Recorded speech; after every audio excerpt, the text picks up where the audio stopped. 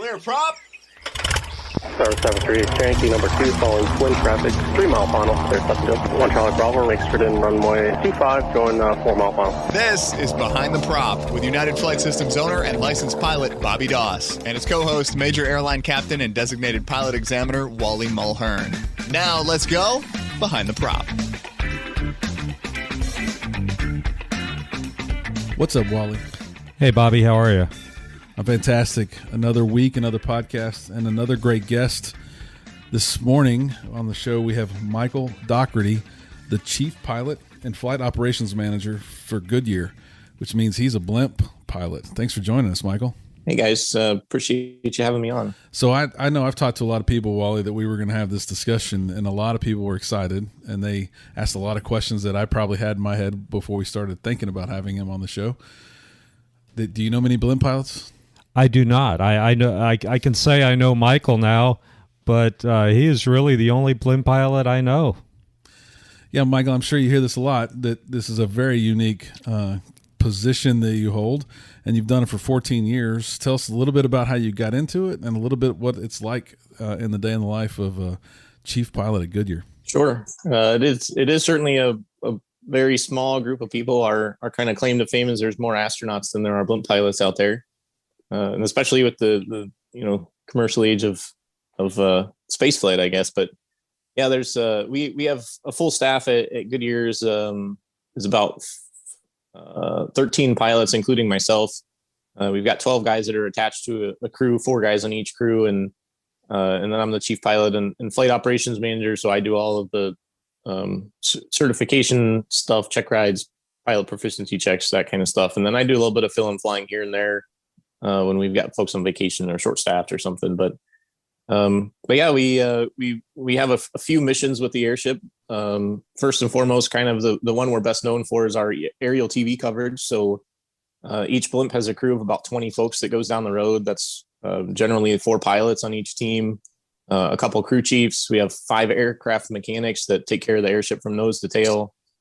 Through all of its major maintenance and field maintenance and all that kind of stuff. We do have a maintenance support team that helps support the guys in the field, but those guys in the field do a great majority of the work. We have a couple of GSE mechanics because we've got a pretty big ground support fleet. We have a semi truck, a crew bus, a couple of mass trucks, which are what we use to moor the airship to. That's basically a 65,000 pound straight semi truck that has a 40-foot pole attached to it that allows us to attach right to the nose of the blimp. And then when the blimp sits on the field at night, it's like a big windsock.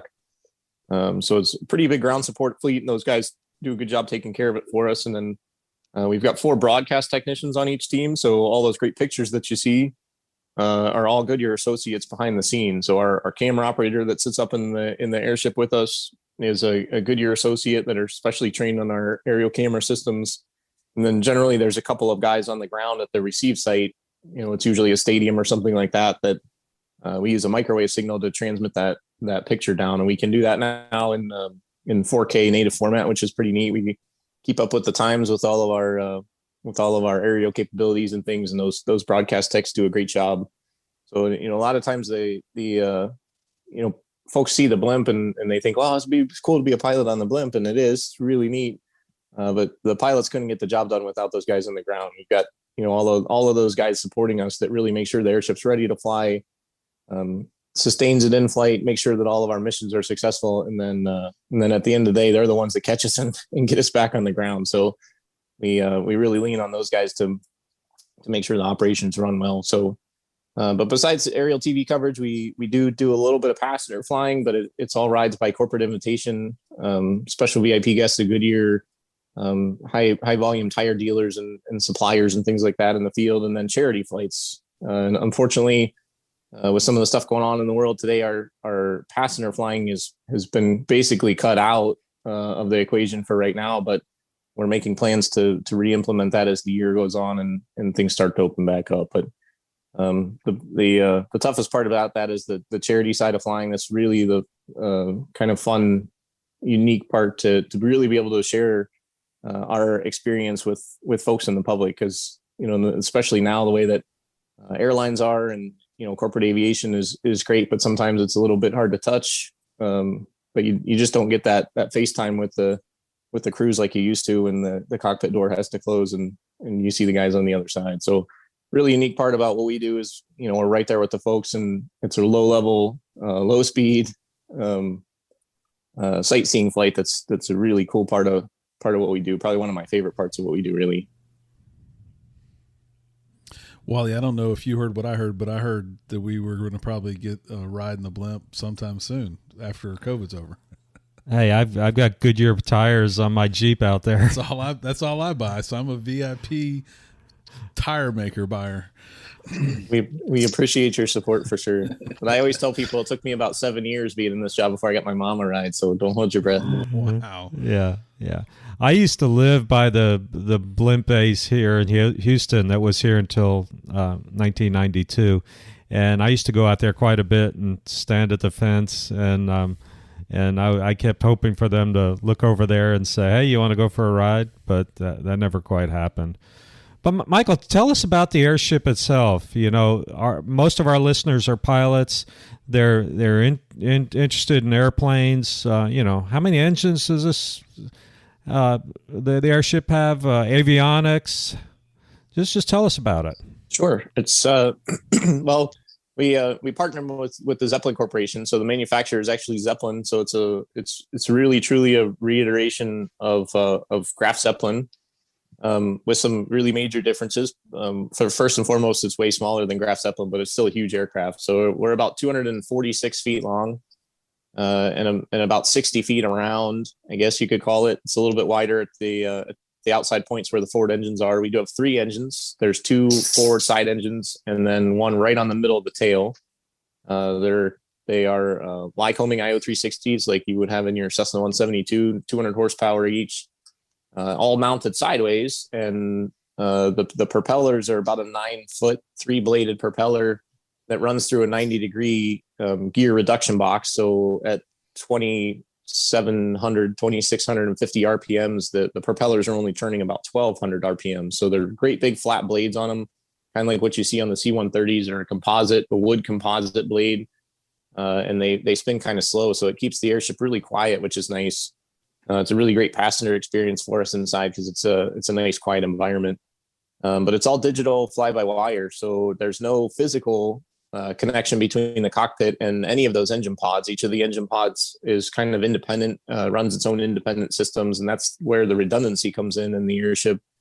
Is that unlike a light twin-engine airplane, for example, where you lose one engine, you're losing 50% of your thrust and 80% of your performance. It's not like that on the airship. But you lose one engine, you lose 1/3 of your thrust and 1/3 of your performance, and everything goes along with it, because a great majority of the work's being done by the helium inside. So our airship is about 297,000 cubic feet, which is about 2.6 million gallons of helium inside the envelope, and that's what keeps us aloft. So we don't rely on the engines and the power of the engines really to pick us up, just really to move us forward. So the total weight of the aircraft without helium is about 19,500 pounds. So it's a pretty big aircraft. But when we put the helium inside of it, our maximum allowable takeoff weight is about 400 kilograms, which is about 880 pounds. So you put it on a bathroom scale, it really doesn't weigh much. And generally, we don't take off at maximum takeoff weight anyway. We take off at about 300 to 350 kilograms down, which is between 600 and 700 pounds. So the airship, the engines on the airship aren't doing a lot to lift us, although the forward engines do swivel up and down.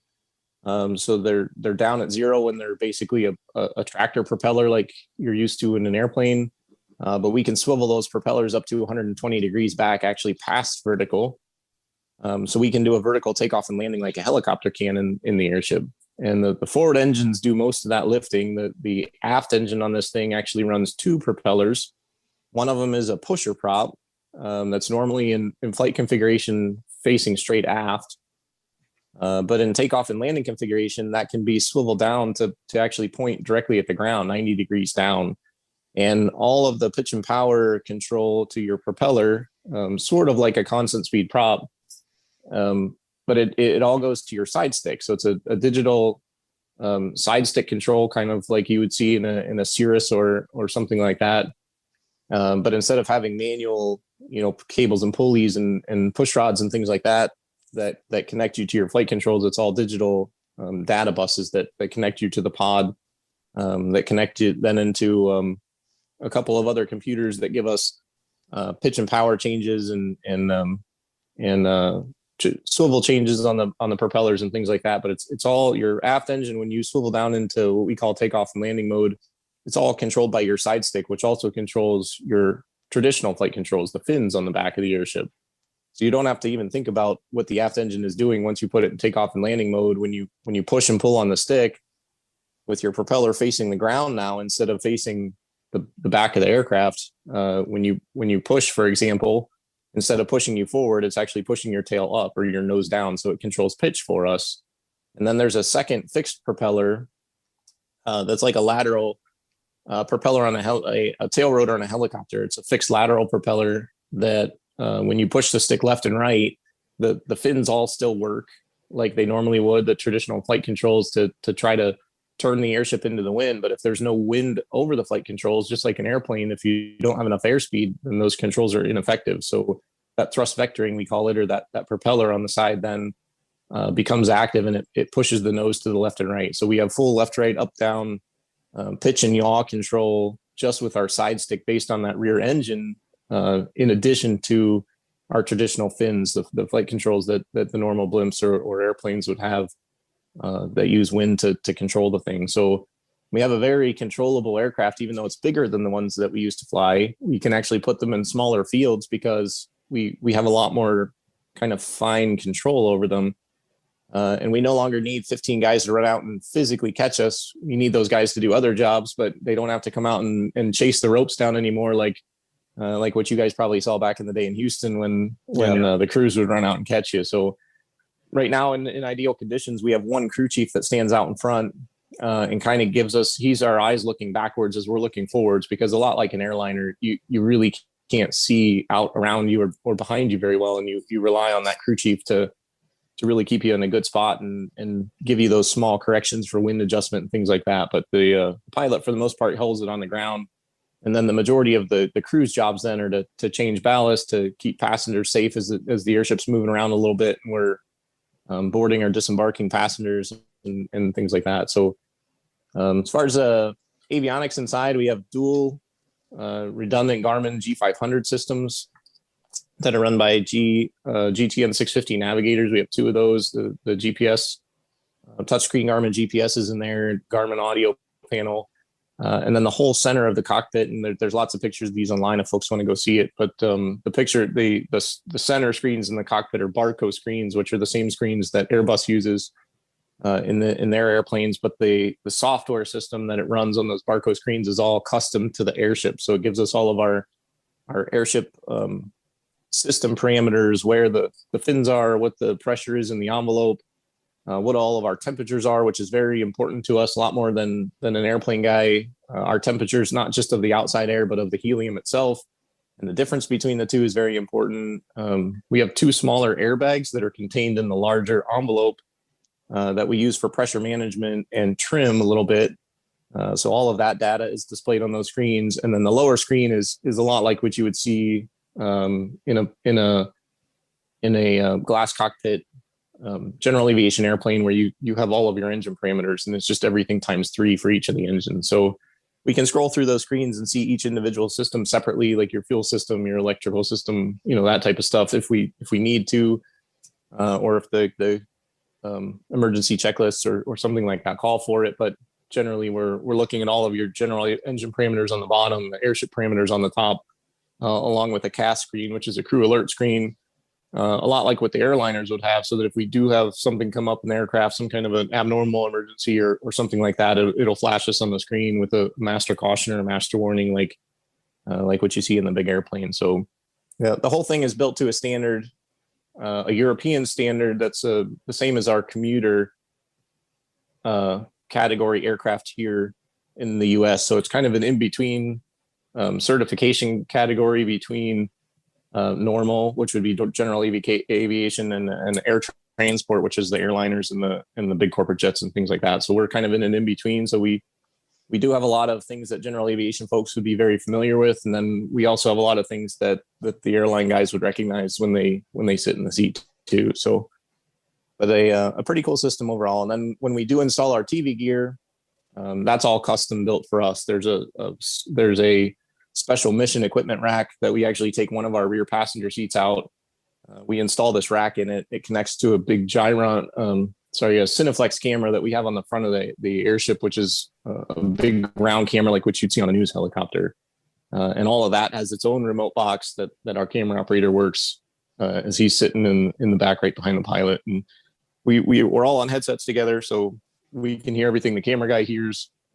We can hear the director talking to us from the ground.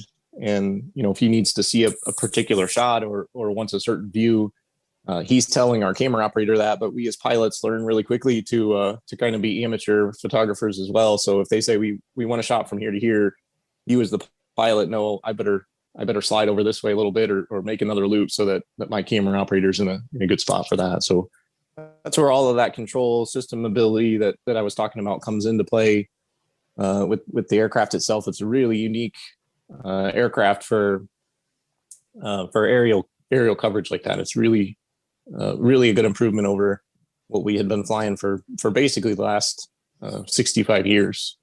A huge jump forward in 2014 when the first one of these came online for us. So based on the weight of the aircraft, I assume it requires a type rating? So it's a little bit of a unique thing here in the United States. In Europe, it requires a type rating. So when we first started building these things here in the U.S. in our facility in Ohio, we're in a partnership. We're still in a partnership, kind of, but as a partner with the manufacturer, we had to get our facility qualified to basically as an EASA designated qualified build facility, like what Boeing does or Airbus does or something like that. While we were doing all of this, there were 3 of us that went over to Germany, and we got a full commercial European license on airships only, and then built time over there. So in that process, I had to get a commercial pilot's license, European pilot's license with a type rating in the LZN07, which is the type of the aircraft that we fly here. So I do have a type rating in it, but it's a European version of it. In the US, the way that the regulation is written is that a blimp's a blimp. And it doesn't matter what it is, how big it is, how small it is, how fast or slow it goes, a blimp's a blimp. You get the hours that are required in there, and you train until you're safe in the thing. And the FAA would typically send somebody out that has some minimal experience in airships, and they would do a check ride for you. So we've been trying to work with the FAA for a few years now to kind of fix that up a little bit. And we've actually trained an FAA person on the airship, and I'm a designated examiner on airships, and I did the check ride for the FAA guy. So he keeps me current, and I keep him current, and that's how small the world of airships is. But yet to this day, we're still working on a PTS, not ACS yet. The PTS from 1997 was the last time it was updated for airships and balloons, and it doesn't require a type rating in our aircraft, but it does require type specific training.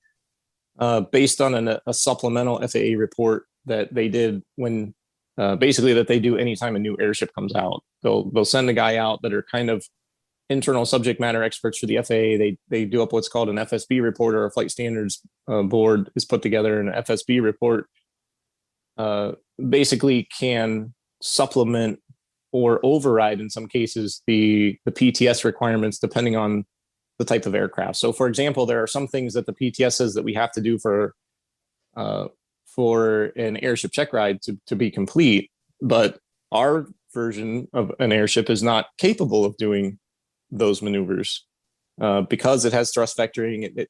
We can't bounce it off the ground and do a traditional takeoff like a regular airship would do. We do a vectored vertical takeoff.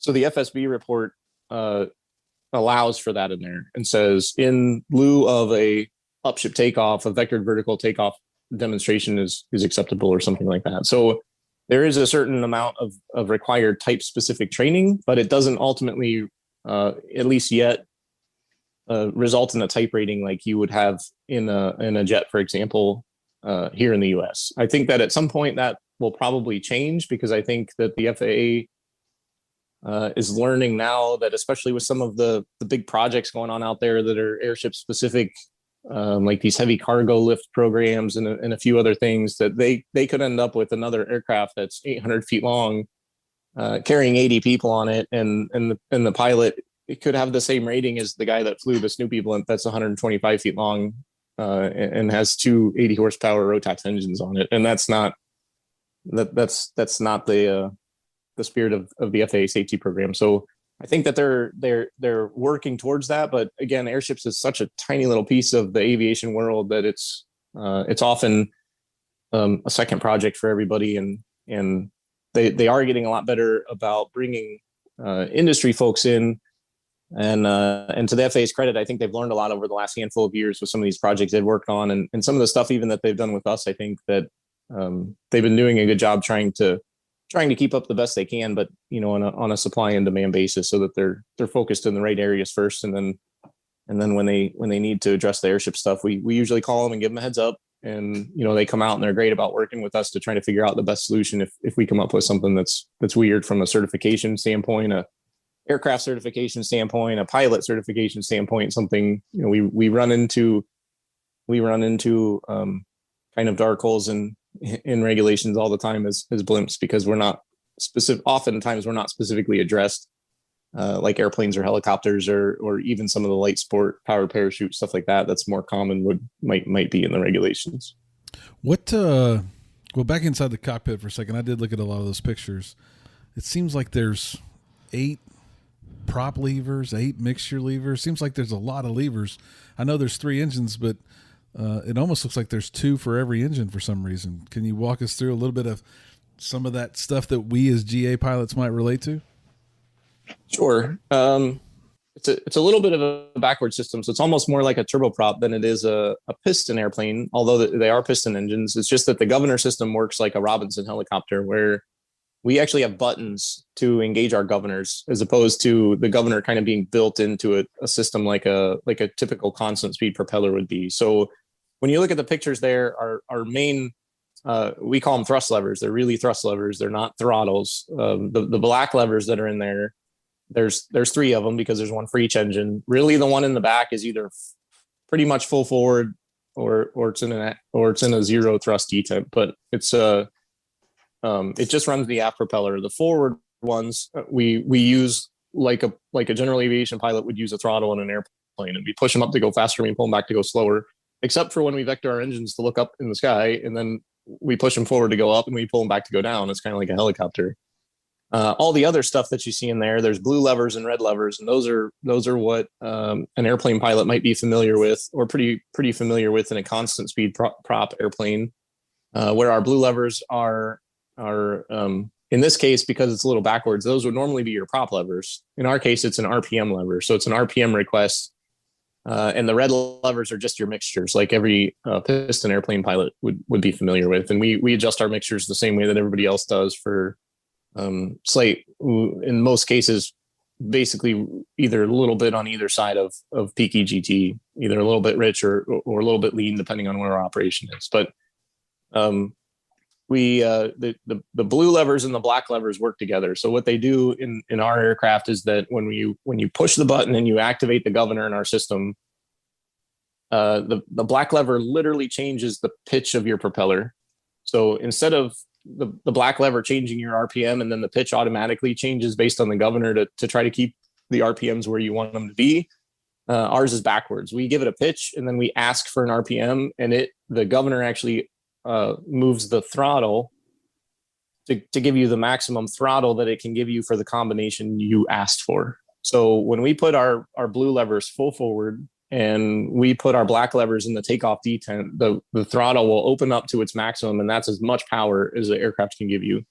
So we actually do have a detent for takeoff. It's kind of like what the airliners have, where or the big corporate jets, where they have a detent that allows you certain modes of power in the jet engines. It's very similar to that. So we put those levers full forward, we put the thrust levers in the detent, and it gives us as much power as it can for our takeoff. We can actually go past the detent on the thrust levers, but in order to do that, it's if you think about it like driving a manual shift car, you can't start the car in third or fourth gear. You have to start it in first gear and get a little bit of motion before you can get it in those higher gears. But what the higher gears do for you is bring your engine RPM down, and then the car is more fuel efficient as it moves forward because it's already got some momentum moving forward. So when we go past our detent, it's kind of the same thing as shifting to fifth or sixth gear.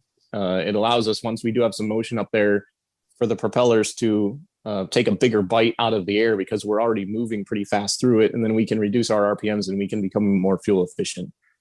So that's what all the levers do. It's pretty similar to, like I said, a constant speed propeller. It's a little bit backwards. Once you understand the system, it works really well. It's a lot like a turboprop system where you would set an RPM and then you have a thrust lever that controls the amount of fuel flow that goes in, and that's kind of the way the system works. The unique ones in there are the yellow ones. The yellow levers are the ones that swivel our propellers. So again, the one in the back, the whole little quadrant in the back is just for the rear engine. And we don't really have to mess with that too much because it's either all forward or it's all back. And when it's all back, then your whole rear engine is controlled by your side stick anyway. So you can forget about all the levers back there because they don't really do anything anyway. Although the yellow lever in the back, we kind of call that our landing gear lever because when it's full forward, your propeller is pushing you forward, and when it's all the way back, that propeller is facing the ground and you have that side stick control. So if you forget to put that yellow lever back, it's kind of like forgetting to put your landing gear down, where you start to get slow and then you can't control the aircraft like you want to. And a new pilot will go, I just don't understand why it's not turning. It should be turning faster than this. And that's because you forgot to put your landing gear down back there, and you don't have the control that you want to have because your thrust vectoring is not active right now, and you're becoming very slow. It's almost like stalling an airplane where you become very slow. The flight controls get really mushy and you can't make the turns that you want to make. And so it's definitely a learning experience for the pilots. But those forward levers, it really does make us go kind of between airplane mode and helicopter mode.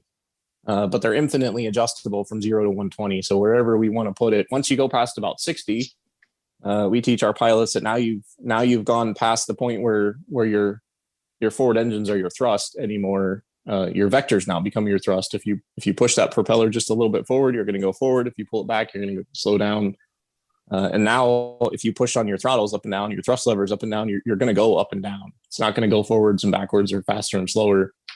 So that 60-degree point is kind of where you switch between being in an airplane and being in a helicopter. So I think sometimes that's the hardest part for a pilot to grasp when we're kind of introducing them to the system, when they're getting used to the way that the airship feels, because you're kind of out there blowing around in the wind, and you kind of get to this point with your flight controls, with your thrust vectoring and your side stick, your thrust levers, and all the other stuff working together, where you change one, you better change another one just a little bit, and you change it again, you change this one, you change that one a little bit. You're right in this weird spot where you don't really have great forward and back control, and you don't still really have great up and down control, and you have to learn to get through that spot, that transition between airplane and helicopter efficiently, to be able to really make your landings and especially in tight spots just the way you want them to be. So really unique control system. Takes a little bit of getting used to, and then if you switch seats, we qualify everybody as captains first in the left seat. It's like learning to be a GA pilot, where you typically sit in the left seat until you're learning to become an instructor, and that's kind of how our system works too. We captain qualify everyone first, and then we go back and we put them in the right seat, and we'll train them under normal conditions in the right seat to kind of sort of be an FO.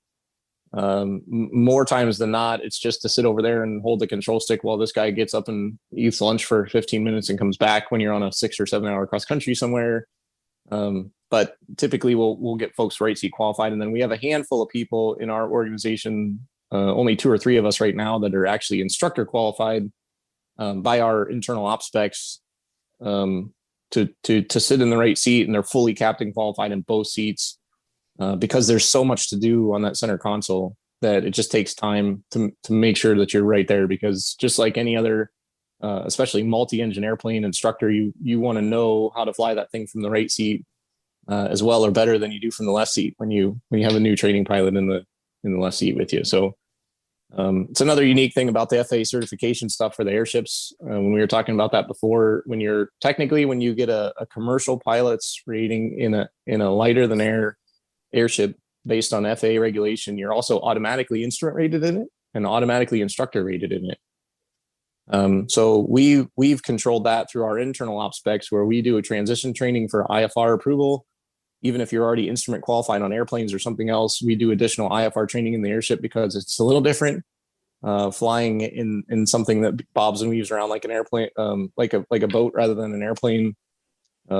So we do a little extra training there, and then we do some significant additional training before we instructor qualify somebody. Even though legally any of our pilots could be instructors, we've chosen a few folks that are specifically qualified for that. So it really improves our standardization and safety when we went through that program. You just said IFR. One of our questions was, can you fly a blimp in IFR conditions? Obviously you can.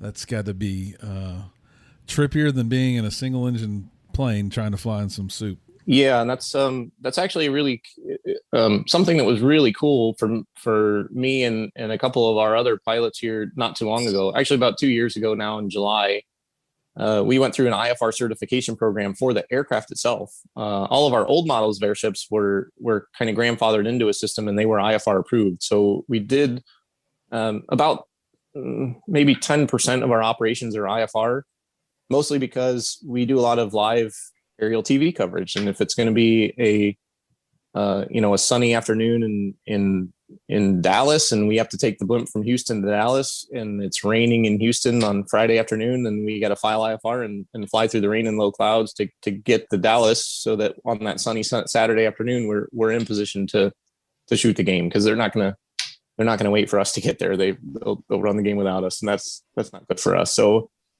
we do use our IFR. The other thing we use it for quite a bit is, especially on the East Coast and West Coast, and general aviation pilots, I'm sure, see this too, but you have weather that's influenced by the oceans. And so you'll have marine layers that come in where it's just a low overcast of fog that rolls in every evening at about 6 or 7 o'clock. And sometimes if we're out at a baseball game or something until 11 o'clock or midnight, we'll come back to the field and there'll be an overcast, and we have to get down through the stoop to get back to our landing site. So in that case, we'll pick up a local IFR, just like a general aviation pilot might do if they were VMC to IMC situation, and hopefully they're appropriately qualified for that, and their airplane is appropriately qualified for that. But our pilots run into those scenarios quite a bit. So in that case, we would pick up a local IFR and then we would shoot an approach into the airport. So in Ohio and California, we have our own private fields, which actually have our own private GPS approaches, which is pretty neat. And then any other airport, we can shoot anything that's a green needle approach, ILS, VOR, GPS approaches, LPV down to 200.5. It's a pretty well equipped aircraft with all the Garmin equipment in it. Works great. But like I said, it is a little different. So we currently are just finalizing our IFR certification approvals for the aircraft itself, because in Europe, the way that they use these airships over there with the manufacturer, they're the only other operators of these airships, is the manufacturer themselves have an operations wing, but it's for daytime sightseeing flights, and that was it. So they didn't need the IFR cert, and because it was more expensive over there to certify, they never did it. So we actually ran a joint program where they did most of the paperwork side with EASA, and we did the flight test side over here with FAA. And then FAA and EASA got together and everybody gave it the thumbs up. So we just received our final approvals from FAA and EASA for IFR flight in the aircraft the beginning of last month. And now we're getting the final service bulletins and things like that accomplished on the aircraft, AFM, flight manual, SOP updates, and stuff like that, so that we're hoping that by the end of probably June, all of our aircraft will actually be legally qualified to fly an IFR flight. So in the meantime, we're getting back to proficiency with all of our pilot group and really focused on IFR flying, really a lot in the same way that a GA pilot would be focused on IFR flying that doesn't do it very often. Something that's really important, can be a little bit difficult to achieve that proficiency, but you just got to keep working on it until you're where you're comfortable. I'm gonna have to look in ForeFlight and see if there's a little blimp logo. Maybe I'll change my little plane to a blimp logo. Yeah. In the future. What would you relate for those of us that may never fly in a blimp? What does it feel like? Is there something you can relate it to for us? I have people that think they can fly anything. I have a feeling they couldn't just jump in and fly. But what would it relate to if I was trying to land a blimp? Well, when I say it's like flying a boat, I really think that it is kind of like flying a boat. I mean, you feel a little bit like you're in a bubble when you're up there, just cruising along in a straight line. It's really quiet. It's it's a pretty comfortable and relaxed ride. It really is like you're kind of floating along up there. It's not quite like a hot air balloon ride. If people have had those, they're about silent. You can hear people talking on the ground. It's not quite like that, but it's not the loud wind noise and all the other stuff that you get when you're in a Cessna or Piper aircraft either.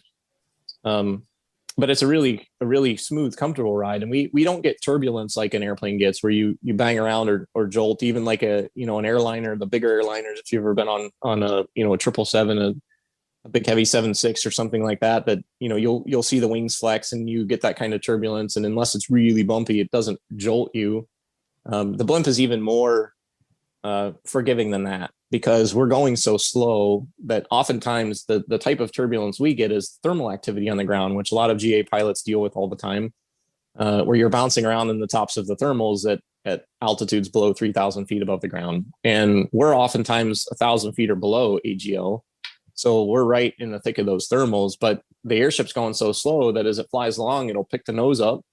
It'll ride over the thermal, and then it'll drop the nose as the tail comes up and gets on the thermal and up and down. So you're really like a boat riding waves on the ocean, as opposed to bouncing across those waves like a speedboat might. And then because the aircraft is so large, there's a stability to it too. And with the weight of the aircraft and things, it really dampens out those thermals. So it's really that's what makes it such a good aerial platform, is it's a very stable platform, but it also makes it a good platform for passenger operations and things like that, because you're kind of riding along in something that's relatively smooth and stable, even on kind of a bumpy thermally day.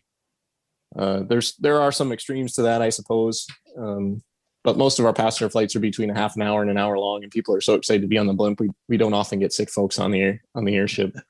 Every once in a great while, but not too often do we make people sick up there.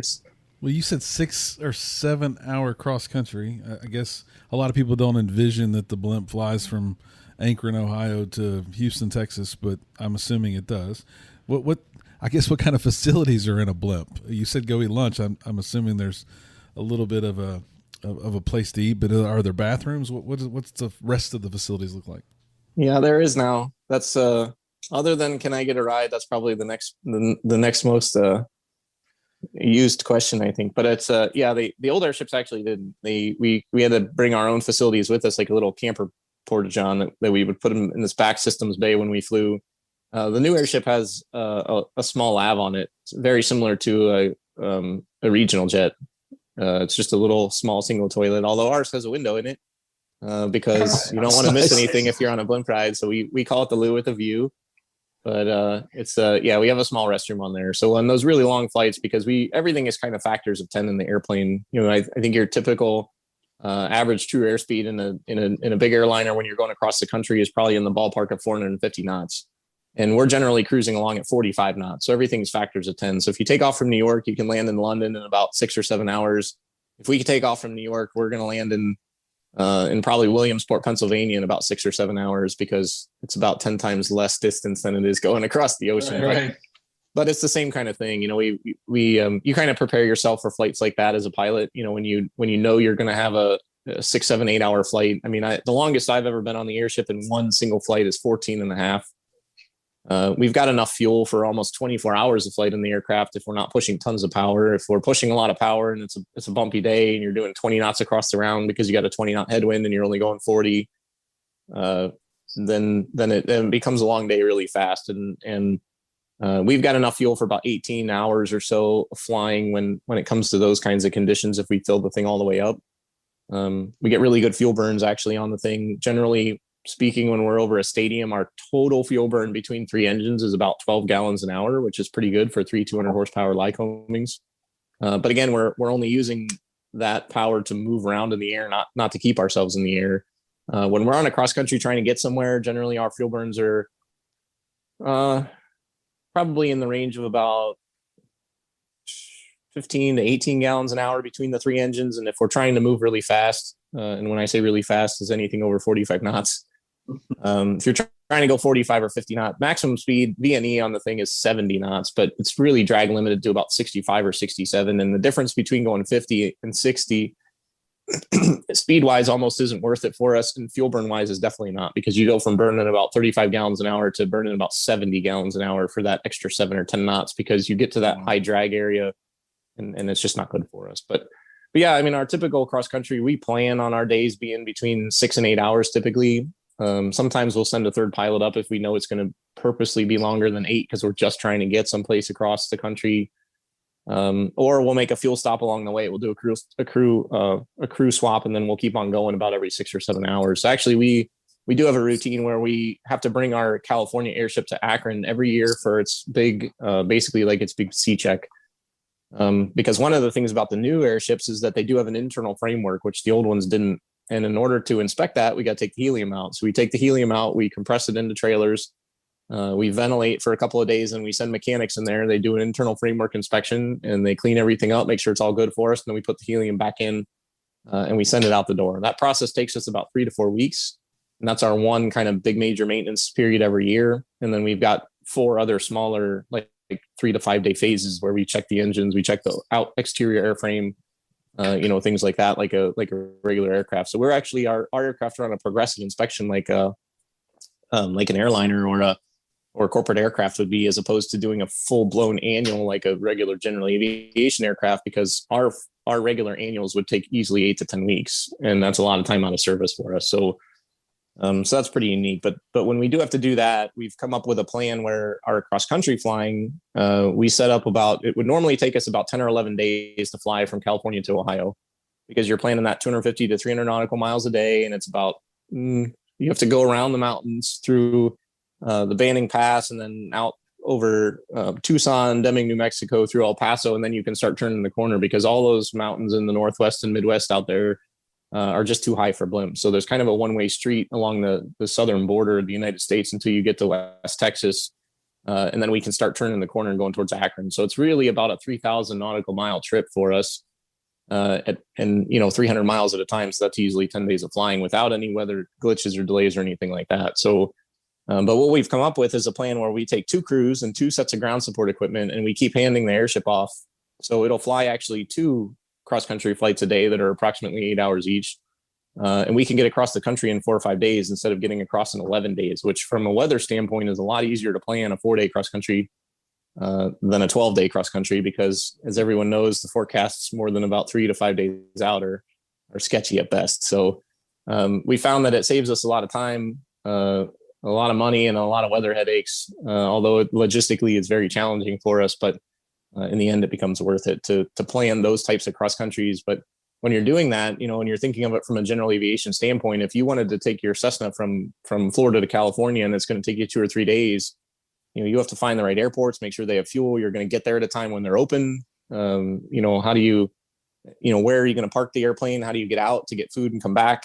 All of those types of things that a general aviation pilot would think of. That's what we're doing for 25 people at every stop, and making sure that there's room on the field for the airship, that we can get to and from where we need to be, and then pack everything up and move down the road again, because our ground crew has to keep moving just like we do. And they have to do it under DOT regulation for the big truck drivers and stuff that are rolling down the road for us. So it's really unique when it comes to cross-country planning for the airship, because you got to think of not just the aircraft flying like a regular pilot in general aviation would have to, but all the other stuff that goes with it that we got to move down the road to make us successful. That's massive. Well, I feel like I keep asking questions all day. We've taken a lot of your time. I'm going to ask one more, Wally, if you have one more after this one, and then we'll wrap it up. I'm a sports freak myself. I'm a golf freak, if anything. You've had to have been to a lot of really cool events. And you didn't maybe get to sit in the stands, but you've got to see the events. What's some of the coolest things you've been able to participate in because you got to take the blimp to those events? So everybody's got kind of something that they like best. We've got a few of our pilots that really like watching football, and they enjoy doing that kind of stuff. There's a few guys that are race fans, and they like doing that. I got to see, I'm a hometown kid in the Cleveland Indians, and we got to watch when they almost won the World Series a couple of years back, and we were right overhead for that. So that was pretty cool. probably one of the most unique things that I've ever done is some of the stuff around the Daytona 500. That's a huge event, obviously, for Goodyear every year. And being the longtime supplier of tires in NASCAR and having the blimp there every year at Daytona is really important for us. And we've done some really unique things there. Last year, we flew the airship with Air Force One. We were the only aircraft in the sky besides the president's airplane with the president on board. So the logistics and the planning that goes behind that, planning with the U.S. military, the Secret Service, just making sure that you're where you're supposed to be, talking to the right people, you got the right people on board, and all of the other stuff that they require for you to even think about being there it was really eye-opening for one. I talk about logistics and all the stuff that goes into ours. Holy cow, man, the stuff that they do. But then coordinating with folks like us that they have they came in and they had to learn about our operation in order to be able to come up with a plan that works for both teams to make sure that they have the safety margins that everyone is comfortable with. And so that was really cool. So besides seeing one of the biggest motorsports races of the year every year from the airship, that was a really cool event to play in. The other one for me that's really cool, because I'm a big aviation buff like everyone else, is that when we got this new airship that has the ability to hover and move around and has the capability that it does, we took one in 2015 to Oshkosh to Air Venture, and we were actually in the air show, which was awesome. I put together about a 3 or 4 minute slow motion air show routine, and we were able to perform in front of the crowd. So I mean, that's from a pilot standpoint, to be able to perform at Oshkosh in front of the kinds of crowds that they do is such an honor anyway. And to be able to do that in the airship was just so unique. And at the time, we were working with Mike Goulian as well. We were sponsoring Mike and his airplane, and he's awesome in the aerobatics field. And we put together a routine where we could fly the blimp and the airplane together in the box at the same time, and it was a really, really cool experience. So that's probably one of my favorite ones. And another one that I like is we've been able to see the 4th of July fireworks from 500 feet over the Hudson River in New York City. And that's pretty awesome as well. You get to see a lot of cool stuff from the airship. So national championship games, ESPN college game day. I mean, from a sports aspect, you can't beat some of the stuff we see, and you really can see it. We're at about 1,000 feet over the field. So most of the time our camera operator can kind of follow the play action. They can see the golf ball off the tee. They can see the baseball off the bat. They can zoom in on the scoreboard once in a while. And as kind of a cheater, we have an XM radio in there. So if there's a national broadcast of the game, we can hear it in one ear while we're listening to the director and ATC in the other ear. But it's pretty cool. We get to see a lot of cool stuff, sporting events, and like I said, some of the other stuff too that's really unique. But well, when I went to the Astros World Series, I was probably 1,000 feet from home plate anyway. I mean, I probably paid $1,000 a ticket, so right. I get what it looks like from 1,000 feet away. Yeah, not much higher than some of the seats. That's for sure. Michael, one question I get when I speak to a lot of especially younger kids, they will, as I go in and talk to them about it, being an airline pilot, one question that I almost always get is they'll say, have you had any famous people on your airplane? So who are some of the people that you've had on board? Well, a couple of the really unique ones for me, again, because I'm an aviation guy. While we were at Oshkosh, we flew Commander Jim Lovell.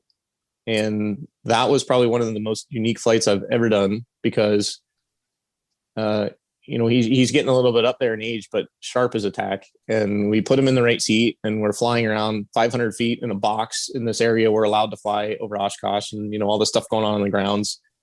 And he's asking me more pointed engineering style questions about the airship than most of the engineers ask me, that when we get in a conversation about what's broken over in Germany. And it was just so cool to see, his face lit up. And at the end of about a 10-minute conversation with him about how the airship works and all the ins and outs, and a lot of the stuff we discussed today, he turns around with his phone to his friend that's there with him. And he says, "You got to take a picture so I can send to my son, because he'll never believe I was on the Goodyear blimp."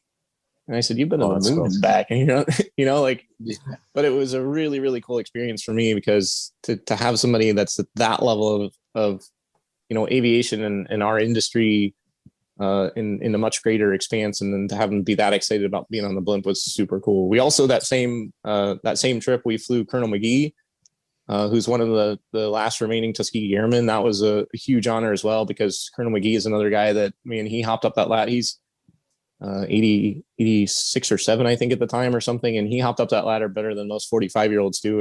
And he was super excited as well, get on there. And, he basically said the same thing that Mr. Lovell did. And he just, this is such a cool experience. And what you guys do is so neat. And to have those types of folks in the industry with the kind of histories that they do, that get on and are so excited about the blimp is really unique. I got to fly Captain Sully and Skiles at the same time on the blimp, on the old model of the blimp, actually, in 2000.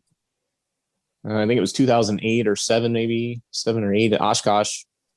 Yeah. No, 2010. We were at Oshkosh in 2010. I flew those guys in 2010. That was pretty cool. And then obviously being based in LA, we get a lot of celebrities. Harrison Ford is a big blimp fan guy. He's been on the blimp once or twice. And we flew I think Kurt Russell and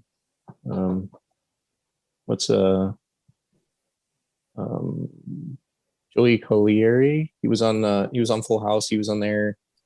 And David Letterman, his family is from his wife's family is from the Cleveland area. We flew David Letterman, his whole family, when I think his son had a birthday or something like that. And we invited him out for a media event. He was really, really cool. And then another one at Oshkosh was we flew the Cirrus has a lot of celebrity spokes people, and because Mike Goulian is one of them, and we were working with Mike at the time, and then their OE customer, Cirrus is an OE customer of Goodyear as well. So it's really really important, folks to us from an aviation tire standpoint.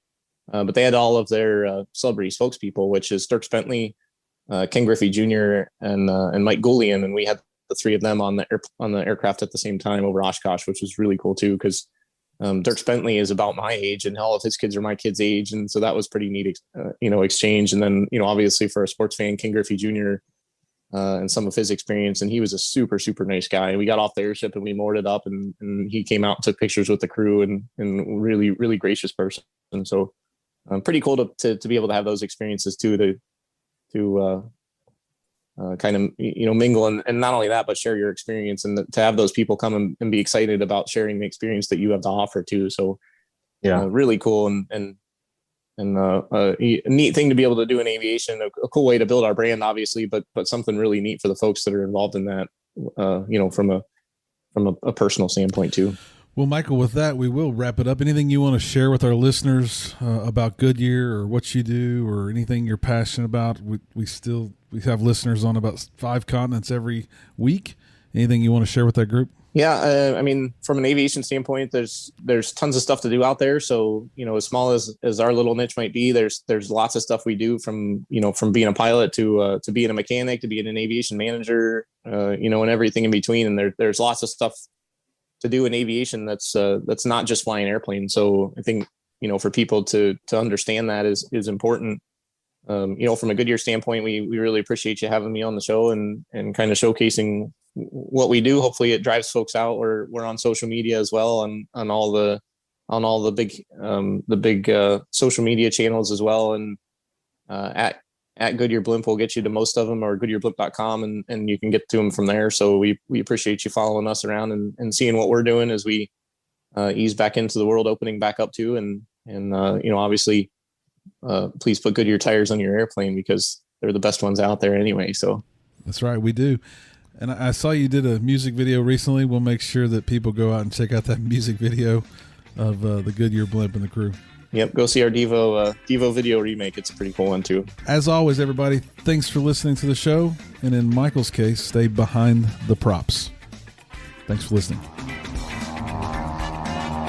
Thanks for checking out the Behind the Prop podcast. Be sure to click subscribe and check us out online at BehindTheProp.com. Behind the Prop is recorded in Houston, Texas. Creator and host is Bobby Doss. Co-host is Wally Mulhern. The show is for entertainment purposes only and is not meant to replace actual flight instruction.